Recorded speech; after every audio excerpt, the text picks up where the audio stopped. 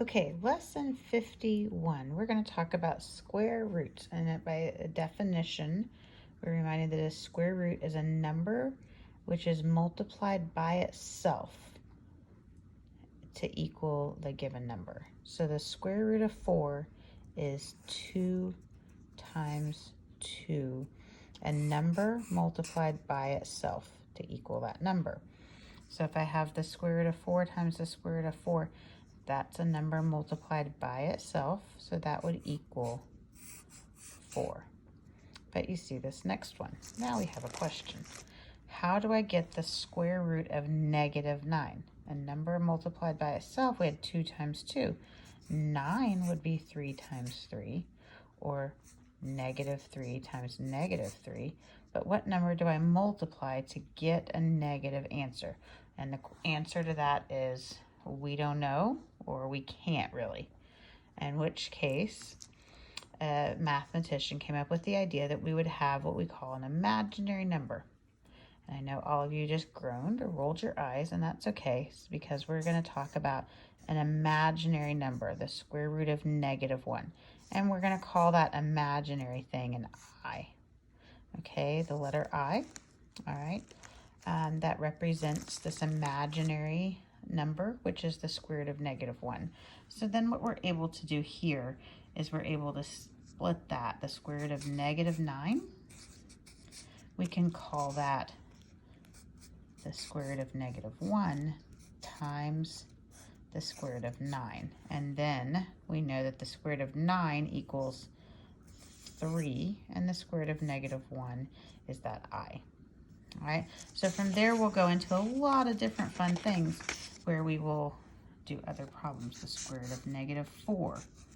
Okay, again, that would be the square root of -1 and the square root of 4. What's the square root of 4? That would be 2, and that would become an I.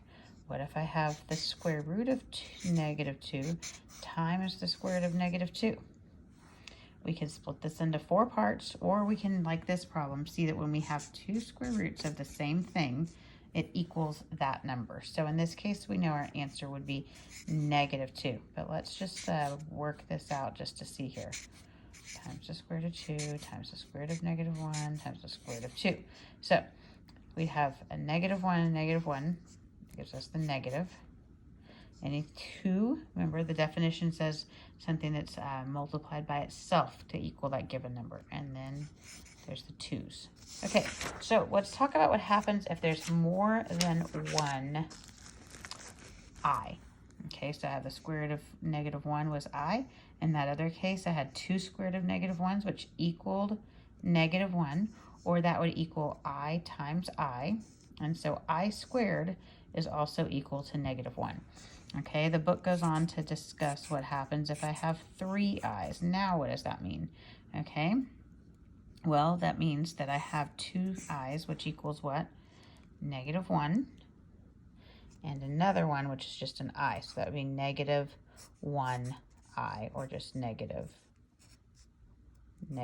I. Okay, all right, so what happens if I have 4 of them? I. Again, we split them into pairs of 2's, and each set of 2 equals what? -1. So that would be -1 times -1, which equals +1. And then we just repeat through the cycle. If we have 5, it would be -1, -1, and an I. And we go on and on through all those possibilities. So examples of problems that we might see, we can add together things that are like terms. You know like terms because we've done these for a long time. So which things here are like terms? The numbers, the whole numbers. 4 minus 2 gives us 2. 6i plus 3i gives us 9i. Okay, it would be the same as if there were just x's there. 4 minus 3i. This is one of my favorite kind of problems. You know, 2 minus 5i. What happens to the signs inside here?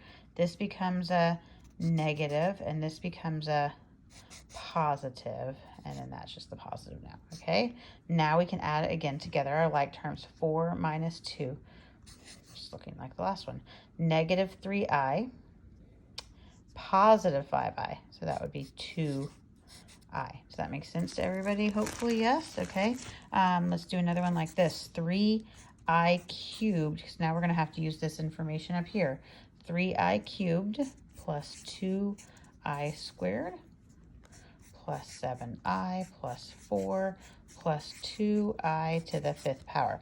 All right, so I 3 times 2 equals a -1, and then 1 extra. So this would now become a -3i. And I squared is equal to a -1, I squared, or 2 i's. So this becomes -2. And that's just a 7i. There's nothing we can do with that. And a 4. Okay, and remember 4 i's is equal to what? Just 1, because it's -1, or every set of 2 is equal to -1. And then just 1 extra I, so that I to the 5th becomes I to the 4th, which basically just cancels. It's 2 times 1, which is 2i. Now we look for our like terms. Always do your rational numbers first, your real numbers. So that's going to be the 4 minus 2. Gives me 2. And now our imaginary numbers. 2i plus 7i is 9i minus 3. So that gives us plus 6i. And that would be our answer. Okay, so that should get you started. Do the 2 practice problems. Feel free to flip over to 52 and try the problems on the homework. And then if you have questions, you can shout out, give me, and let me know that you have questions about it.